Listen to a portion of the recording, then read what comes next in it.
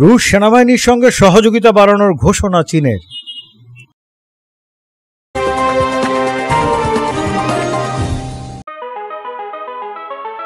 রাশিয়ার সেনাবাহিনীর সঙ্গে বাস্তবভিত্তিক সহযোগিতা সম্প্রসারণের ঘোষণা দিয়েছে চীন।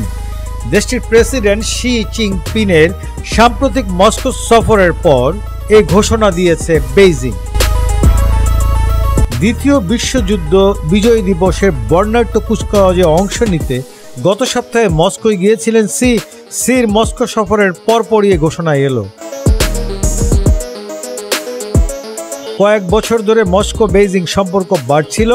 ইউক্রেনে 2022 সালে রাশিয়ার পূর্ণমাত্রা সামরিক অভিযান শুরুর পর থেকে দেশ দুটির মধ্যে সম্পর্ক আরও ঘনিষ্ঠ হয়। সাম্প্রতিক মস্কো সফর পশ্চিমারা ভালোভাবে নেয়নি। ইউক্রেনের মিত্র দেশগুলির অভিযোগ, মস্কোকে অর্থনৈতিক ও রাজনৈতিকভাবে যুদ্ধ চালাতে সহায়তা দিচ্ছে বেইজিং। পশ্চিমাদের এইসব অভিযোগ বারবার অস্বীকার করেছে বেইজিং। তাদের দাবি, এই সংঘাতে তারা নিরপেক্ষ। ইউক্রেনের শান্তি প্রতিষ্ঠার জন্য তারা অবিরাম প্রচেষ্টা চালিয়ে যাচ্ছে। সির মস্কো সফর নিয়ে আজ চীনের প্রতিরক্ষা মন্ত্রণালয়ের মুখপাত্র জিয়াংবিন নানা প্রশ্নের উত্তর দেন। চীন কিভাবে রাশিয়ার সঙ্গে সামরিক সম্পর্ক জোরদার করবে, এমন এক প্রশ্নের জবাবে জিয়াংবিন বলেন, আমাদের সামরিক পর্যায়ের সম্পর্কটা উচ্চ পর্যায়ে। চীনের সামাজিক যোগাযোগ মাধ্যমে উইচ্যাটে পোস্ট করা এক উত্তরে তিনি কথা বলেন।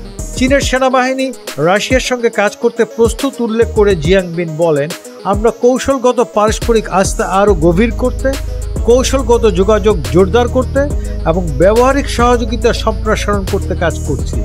জিয়াং বলেন, এইসব উদ্যোগ নতুন যুগে চীন রাশিয়ার সমন্বিত কৌশলগত অংশীদারিত্বের বিষয়বস্তুকে আরও সমৃদ্ধ করবে। এসব পদক্ষেপ বিশ্বের কৌশলগত স্থিতিশীলতা রক্ষা ও জোরদারে সহায়তা করবে বলেও মন্তব্য করেন জিয়াংবিন। রাশিয়ার প্রেসিডেন্ট ভ্লাদিমির পুতিনের সঙ্গে মস্কোয় দীর্ঘ বৈঠক শেষে শি জিনপিং বলেন, চলমান বৈশ্বিক অস্থিরতার সময় চীন ও রাশিয়ার সম্পর্ক ইতিবাচক শক্তি নিয়ে হাজির হয়েছে। জিয়াংবিন আরও বলেন, বেইজিং মস্কো প্রভাবশালীদের জুলুমের বিরুদ্ধে শক্ত অবস্থান নিয়েছে। সরাসরি কোনো দেশের নাম উল্লেখ না করলেও যুক্তরাষ্ট্রের উদ্দেশ্যে করেই কথা বলেছেন বলে ধারণা করা হয়। তখন পুতিন নিজেও সাংবাদিকদের বলেছিলেন, সির সঙ্গে তার ঐতিহ্যগতভাবে উষ্ণ ও বন্ধুসুলভ আলোচনা হয়েছে। তিনি সিকে প্রিয় বন্ধু বলে সম্বোধন করেন।